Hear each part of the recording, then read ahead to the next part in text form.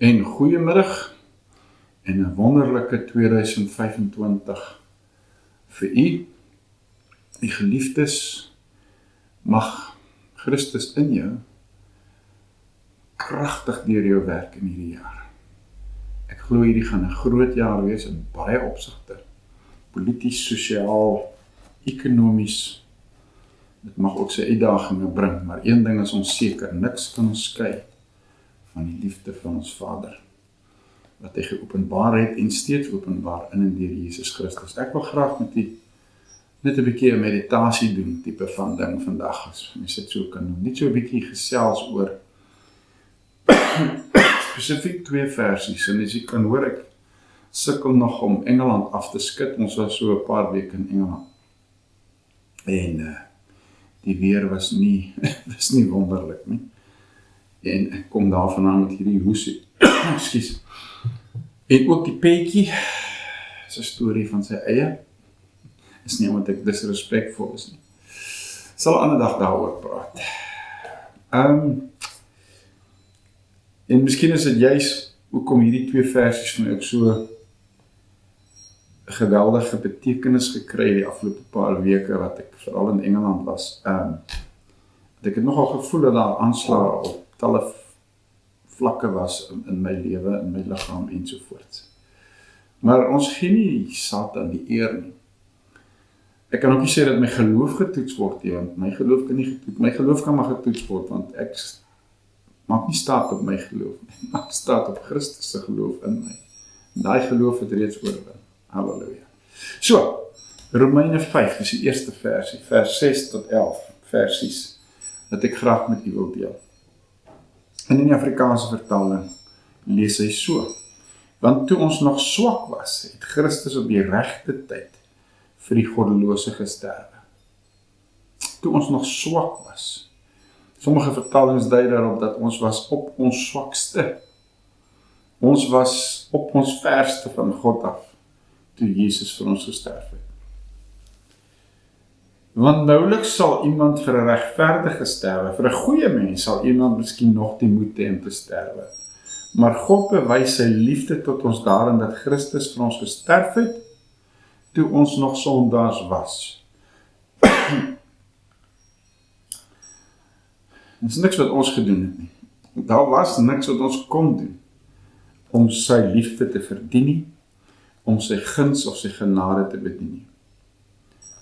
Veel meer dan sal ons, nou dat ons geregverdig is in sy bloed, deur hom gered word van die toorn. Ja, ons kan 'n ander dag oor die toorn van God praat, want daai toorn is nie soos ons het so dikwels en die evangeliese kerk het dit so dikwels interpreteer as God wat so woedend en vol wraak is nie. Maar God is woedend en God se wraak het altyd te doen met dit wat skeiding maak tussen hom en sy mense, tussen hom en sy skepping. Veel meer, dan sal ons nou dat ons geregverdig is in sy bloed, deur hom gered word van die toorn. So dit lyk vir my, ons regverdiging het nie veel te doen met iets wat ons gedoen het. Ons is geregverdig reeds toe ons nog sondaars was, deur sy bloed. Trouwens, dis wat Kolossense 1, ek dink vers 16, 17, 18, 19 sê, dat die ganse kosmos, die ganse skepping is versoen met Christus. Lang voordat ek en jy besluite kon neem vir of teen God, voordat ons 'n sondebelydenis kon doen, voordat ons die sondaarsgebed kon doen, of gedoop kon word. Want as ons terwyl ons nog vyande was, met God versoen is deur die dood van sy seun. Luister mooi, lees hierdie skrifgie, maar in soveel vertalings as dit kan. Want as ons terwyl ons nog vyande was, met God versoen is deur die dood van sy seun, veel meer sal ons deur sy lewe gered word, nou dat ons versoen is. Is dit nie wonderlike nuus nie? Veel meer. Ons is versoen toe ons nog sondaars was. Ons is versoen deur sy dood. Sy dood het 'n effek, 'n universele effek, dat mense is versoen met God. God het sy versoening met die mensdom, sy liefde vir die mensdom gedemonstreer in die feit dat sy seun sy lewe gegee het, om ons te versoen. En Paulus sê in 2 Korintiërs 5, dat ons nou hierdie bediening van versoening ontvang het. God was in Christus, toe hy die wêreld met homself versoen het, en dat hy dan nou vir ons die bediening van die versoening gegee het. En daarom hardloop hy met hierdie evangelie, hierdie goeie nuus. God is versoen met julle. Aanvaar sy versoening. Hy sê, veel meer sal ons deur sy lewe gered word, nou dat ons versoen is. So hier stel hy die dood van Jesus het versoening gebring, regverdigmaking. So hoeveel te meer sal sy lewe, wat hy nou in ons gegee het, wat nou in ons is, en meer daaroor nou, veel meer sal ons deur sy lewe gered word. En daar die Griekse woord vir die redding beteken gepreserveer word, verlos word, genees word, herstel word, beskerm word. En nie alleen dit nie, maar ons roem ook in God deur ons Here Jesus Christus, deur wie ons nou die versoening verkry het. Halleluja. Nou gaan Paulus aan in Romeine 8, bereik sy redenasie eintlik 'n crescendo. Romeine 8 vers 2. Daar, kom ons lees vers 1 ook. Kom ons lees vers 1. Daar is dan nou geen veroordeling vir die wat in Christus Jesus is nie, vir die wat nie na die vlees wandel nie, maar na die gees. Daar is nie 'n kondisie vir heiligmaking of om dan nou die seëninge van die Here, of om geen veroordeling, asof daar nog veroordeling is as jy na die vlees wandel. Wel, daar is veroordeling, maar jy sit jouself daaronder, want wat beteken dit om na die vlees te wandel? Dis nie rook en drink en seks noodwendig in die eerste plek nie. Dit is om deur die wet, hierdie werke van die vlees, deur 'n soort van selfgeregtigheid reg te wees met God. Paulus sê uitdruklik, jy's in die vlees as jy die wet probeer onderhou en met God probeer reg wees, en jy's in die gees as jy aanvaar dat Christus se geloof alles gedoen het. Dis die geloof wat gekom het. Ons kan net reageer op daardie geloof. Ons kan net ons vaste vertroue en ons geloof stel in wat sy geloof reeds bereik het. Dan hierdie ongelooflike vers 2, want die wet, die beginsel, die wetmatigheid, die hoogste beginsel in die heelal glo, want die wet van die gees, van die lewe in Christus Jesus, het my vrygemaak van die wet van die sonde en die dood. Ons is reeds vry. Ons is reeds vry. Waar is hier die lewe nou, wat Paulus so sê in Romeine 5, wat ons nou, as ons deur sy dood versoen is, hoeveel te meer word ons nou verlos en gered en genees en bevry deur sy lewe. En waar is daar die lewe? Nie bloot net aan die regterhand van God nie, hy's in ons.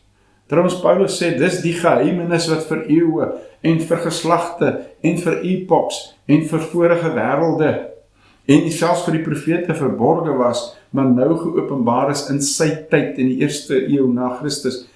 Christus in ons, Christus in die heidene selfs, ons hoop op heerlikheid.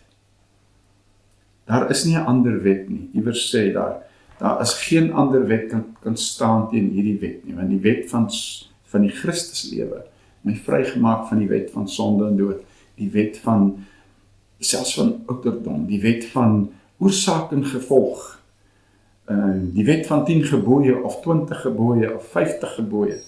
Ons is vry van enige ander wet. Ons het 'n nuwe wet wat in ons werksaam is. Dis 'n persoonlike verhouding, dis 'n dinamiese interaksie. Johannes 14 vers 20 kom nou by my op, waar Jesus gesê het, in daardie dag sal julle weet, nie glo nie, weet dat ek in julle is, en die Vader in my, en ek in die Vader, en hy praat van die heerlike ontdekking van 'n eenheid. Ons is een gees met Christus. Ons is een gees met die drie-enige God. Ons lewe in die drie-enige God. Dan kom ons kyk net gou vinnig ook na vers 11, dink ek. En as die gees van hom wat Jesus uit die dode opgewek het. Ons verstandjies kan hierdie vers nog nie lekker, selfs my verstandjie kan hierdie versie nog nie lekker klein kry nie, maar ek glo vir hom en ek bely vir hom. en ek mediteer oor hom. En as die gees van hom wat Jesus uit die dode opgewek het in julle woon, dan sal hy wat Christus uit die dode opgewek het ook julle geestelike liggame, sterflike liggame lewend maak, deur sy gees wat in julle woon. Mense, mag 2025 die jaar wees waarin ons deurbreek. Paulus gaan aan hier in vers 8, hoofstuk 8, en hy praat oor die vrymaking van die skepping. Hy praat oor die manifestasie van die seuns van God. Hy praat oor hierdie nuwe skepping wat reeds aangebreek het, 2 Korintiërs 5, alles skes in Christus het nuut geword.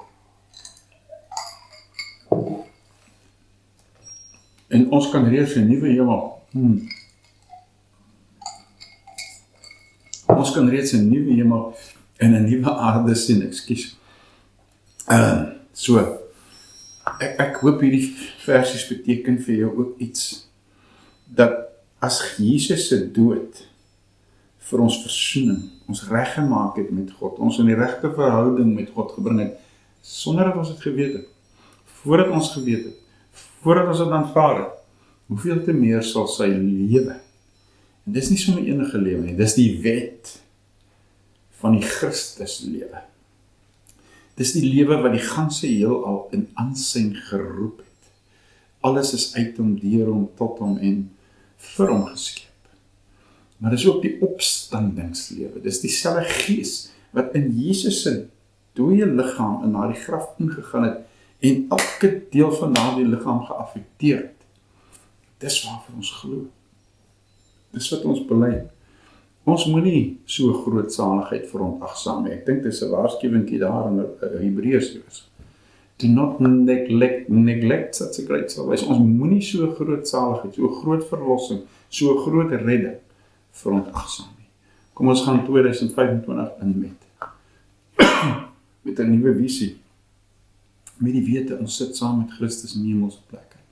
En ons regeer. En ons het sy gees in ons. Ons het sy lewe in ons. Ons is reg met God. Ons is nou seuns. En ek dink, Vader, Papa verwag iets van ons in terme van niks wat ons in die vlees kan volbring nie, maar om eie te maak wat hy reeds vir ons gegee het. Om die idee dat ons erfgename van God en mede-erfgename saam met Christus is, ernstiger op te neem. Soos ek iewers geskryf, ons moet verby die muwe godsdienst kom. Ons moet verby die dooierigheid van godsdienst kom en pretensie. En ons moet geesmense wees. Ons moet seuns, ons moet wandel as seuns van God. Ons moet die oorwinning wat Jesus behaal het, prakties uitleef. Die Here seën u.